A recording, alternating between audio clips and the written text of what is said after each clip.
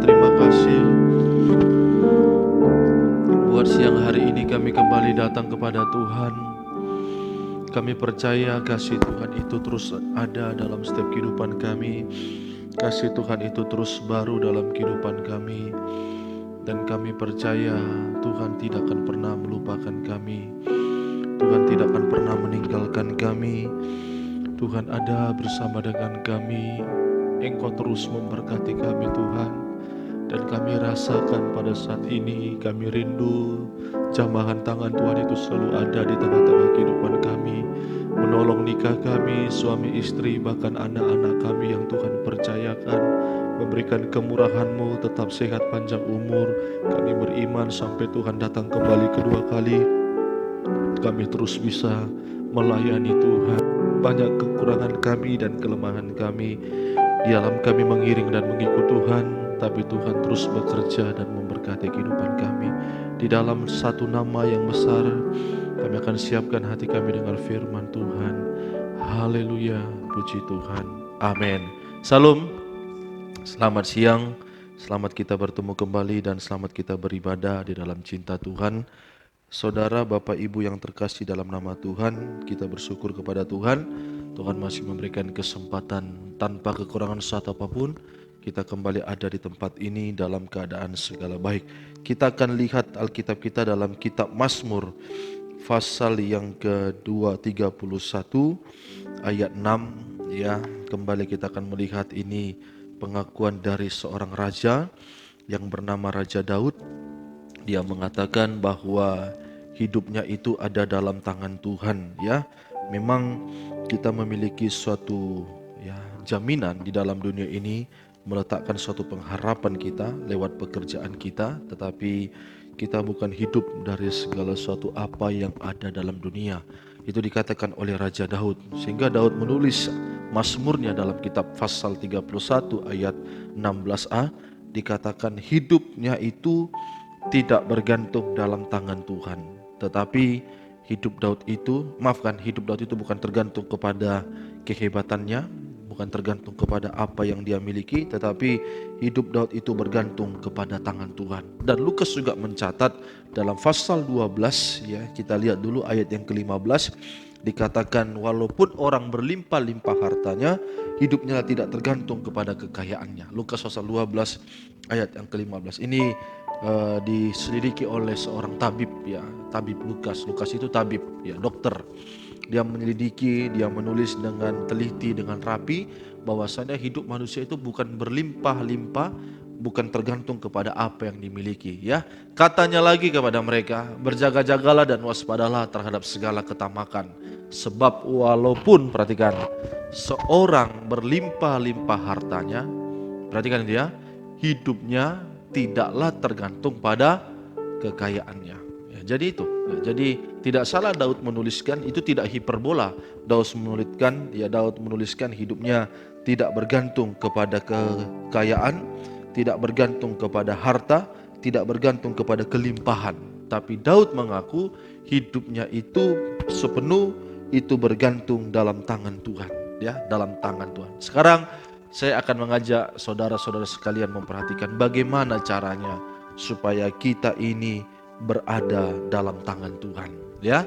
Bagaimana cara? Tentunya bukan secara fisik saya dan saudara harus digendong Tuhan ya, kita dipopong oleh Tuhan, bukan. Tapi bagaimana caranya supaya saya sebagai hamba Tuhan, saudara sebagai sidang jemaat hidup dalam tangan Tuhan. Mari dalam Wahyu pasal 1 ayat ke-16, inilah caranya.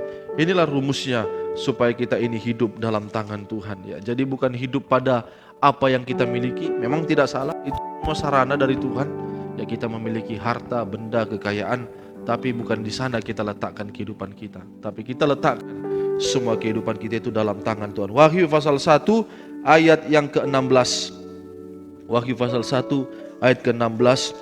Dan di tangan kanannya, perhatikan, ia memegang ketujuh bintang, dan dari mulutnya keluar sebilah pedang tajam bermata dua, dan wajahnya bersinar-sinar bagaikan matahari yang terik. Dan di tangan kanannya ia memegang tujuh bintang. Jadi supaya kita hidup dalam tangan Tuhan, jadi kita ini harus menjadi bintang Karena Tuhan memegang bintang itu, 7 bintang. Ya, kalau saudara melihat dalam Alkitab, kalau saudara baca nanti dalam kitab Wahyu pasal 1 sampai selanjutnya, di situ ada 7 sidang jemaat. Ada jemaat Philadelphia, jemaat di Laodikia, jemaat di Makedonia, jemaat di Sardis, di Pergamus, Tiatira, dan satu lagi saya lupa jemaat di apa itu ya. Jadi ada 7. 7 ini berbicara gambaran dari sidang jemaat. Sidang jemaat bangsa kafir. Dan sidang jemaat bangsa kafir ini berada di tangan Tuhan. Bagaimana caranya? Yaitu harus menjadi bintang-bintang. Ya, bintang-bintang. Bintang itu adalah sesuatu yang diperebutkan dalam dunia, betul?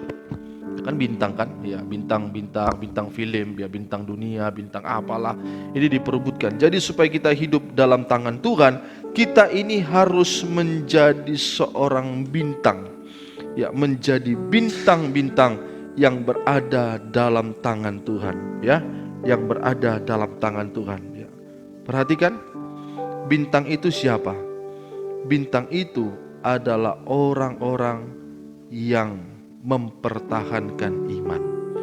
Ya, nanti saudara baca dalam Ibrani pasal yang ke-13, bintang itu adalah orang-orang yang mempertahankan iman. Ya, saya mendefinisikan demikian, bintang itu orang-orang yang mempertahankan kesucian, tidak pudar.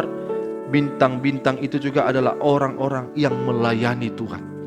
Jadi supaya kita hidup dalam tangan Tuhan, ada 3 yang harus diperhatikan. Pertama, kita ini adalah orang-orang yang tidak gampang pudar, tidak hilang dalam kesucian, dan kita ini adalah orang-orang yang melayani Tuhan, yang bertanggung jawab dalam pelayanan yang Tuhan percayakan. Apa pelayanan Tuhan percayakan? Ibadah. Ya, jadi itu yang dalam tangan Tuhan. Jadi orang-orang yang bertanggung jawab dalam pelayanan, orang-orang yang bertanggung jawab dalam ibadah, itulah orang-orang yang hidup di dalam tangan Tuhan. Ya, itulah bintang. Bukan sekedar bintang-bintang, ya, tapi bintang-bintang itu betul-betul dia mempertahankan ya kebenarannya, mempertahankan imannya, mempertahankan ibadahnya. Mari dalam Ibrani pasal yang ke-13 ya, ayat yang ke-7 sampai 9. Ya, jadi bintang-bintang itu orang yang mempertahankan imannya. Ya, bintang-bintang itu adalah orang-orang yang mempertahankan kesuciannya. Bintang-bintang itu juga orang yang mempertahankan ibadahnya, pelayanannya, bertanggung jawab dia. Ya, jadi sekalipun dia seorang pendeta, hamba Tuhan, gembala, kalau dia tidak bertanggung jawab dalam pelayanan, tidak setia, dia di luar tangan Tuhan. Tapi sekalipun seorang sidang jemaat dia belajar untuk bertanggung jawab, konsisten dalam ibadah, setia dalam ibadah itu, maka hidupnya itu dalam tangan Tuhan. Ya, Ibrani pasal yang ke-13 ayat yang ke-7 sampai dengan ayatnya yang ke-9. Ya, saya baca ya. Ibrani 13 ayat yang ke-7 sampai dengan ayat yang ke-9, supaya kita ini betul-betul hidup dalam tangan Tuhan, menjadi bintang, ya, menjadi bintang yang bercahaya, ya, yang tidak gampang pudar, yang tidak gampang cemar, yang tidak gampang layu, yang tidak gampang gugur, bertanggung jawab dimanapun kita berada. Baik dalam pekerjaan juga begitu. Ya, kalau mau saudara hidup dalam tangan Tuhan, bertanggung jawablah dalam pekerjaan, amin. Jangan mengabaikan, jangan bermain-main dalam pekerjaan secara jasmani, apalagi secara rohani. Ya, supaya hidupmu itu dalam tangan Tuhan, menjadi bintang. Ya, Tuhan tidak akan memegang orang yang tidak bertanggung jawab. Ya, makanya kecil pun keadaan kita, tapi kalau kita bertanggung jawab, tangan Tuhan hidup kita. Pasal 13 ayat 7, perhatikan. Ingatlah akan pemimpin-pemimpin kamu yang telah menyampaikan firman Allah kepadamu. Perhatikanlah akhir hidup mereka dan contohlah iman mereka. Yesus Kristus tetap sama, baik kemarin maupun hari ini dan sampai selama-lamanya.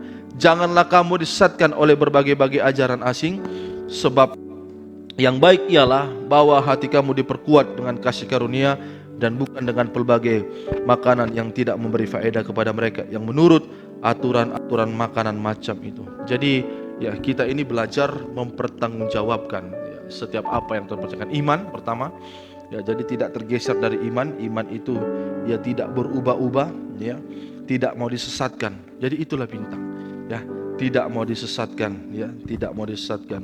Bertanggung jawab dalam segala hal, ya, bertanggung jawab. Dalam pekerjaan, sebagai seorang istri bertanggung jawab, ya, sebagai seorang suami dia juga harus bertanggung jawab, sehingga hidup kita itu di dalam tangan Tuhan. Belajar bertanggung jawab, ya. Kembali pada ayat terakhir dalam Mazmur pasal 31, ya. Jadi dimanapun saudara berada, ya apapun pekerjaanmu, belajar bertanggung jawab. Ya, belajar bertanggung jawab, belajar sungguh-sungguh, belajar takut akan Tuhan. Mazmur 31 ayat yang ke-16 ya. Kita akan sama-sama baca ini sampai ayat yang selanjutnya. Mazmur 31 ayat yang ke-16 ya. 3, 2, ya. Masa hidupku ada dalam tanganmu. Terus lepaskanlah aku dari tangan musuh. Ya, kenapa dikatakan bintang itu berada dalam tangan Tuhan? Jadi kalau kita dalam tangan Tuhan, semua musuh-musuh kita, ya, semua masalah-masalah kita itu menjadi urusannya Tuhan, bukan urusan kita lagi. Ya, yang urusan kita ini tetap hanya melayani, bertanggung jawab, menjaga kebenaran, menjaga kesucian. Adapun musuh-musuh yang datang itu bukan urusan kita lagi, itu urusannya Tuhan. Sebab kalau dia mengganggu bintang berarti mengganggu tangannya. Sebab kita jadi digenggam. Ya, musuh apapun, banyak musuh kita. Saya katakan kemarin, bukan hanya mau sakit penyakit, itu kan musuh kita. Ya, mara bahaya, kecelakaan, maut, itu kan semua musuh. Tapi pastikan hidupmu dan hidup ini berada dalam tangan Tuhan. Itu semua menjadi apa? Tanggung jawab tuh dengan caranya sendiri. Ya, dia bertanggung jawab dengan caranya sendiri. Ya, dia akan bertanggung jawab dengan caranya sendiri. Ya, lewat cara apapun. Ya, banyak pintu-pintu yang Tuhan akan buka dalam kehidupan kita. Yang penting sekarang ini saya mau sungguh-sungguh menjaga kebenaran, bertanggung jawab dalam pekerjaan, bertanggung jawab dalam ibadah sebagai seorang hamba Tuhan. Ada musuh-musuh, ada persoalan, itu urusannya Tuhan. Tidak urusan saya itu, amin. Itu urusan kita, yang penting saya mau melayani Tuhan. Itu saja sudah menjadi bintang. Saat indah ku berhadapan denganmu,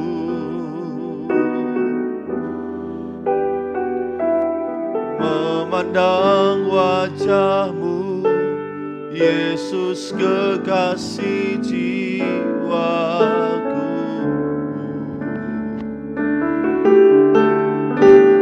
Bawaandarku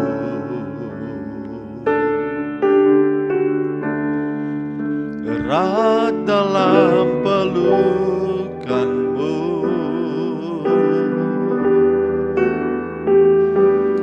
menikmati kasih dan indahnya hadiratmu.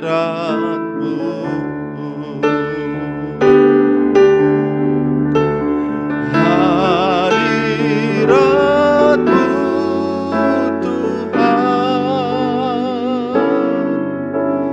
ku rasakan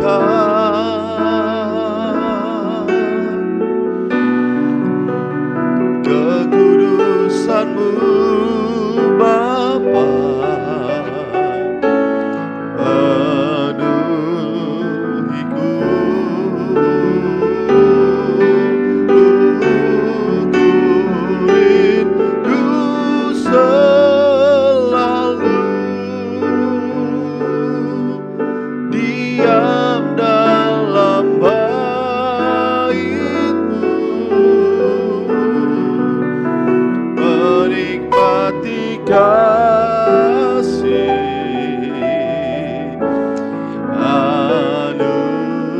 anugerah-Mu, hadirat-Mu Tuhan, hadirat-Mu Tuhan, ku rasakan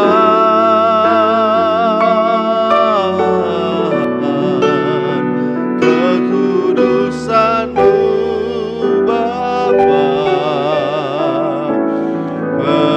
penuhiku. Ku rindu selalu diam dalam bait-Mu,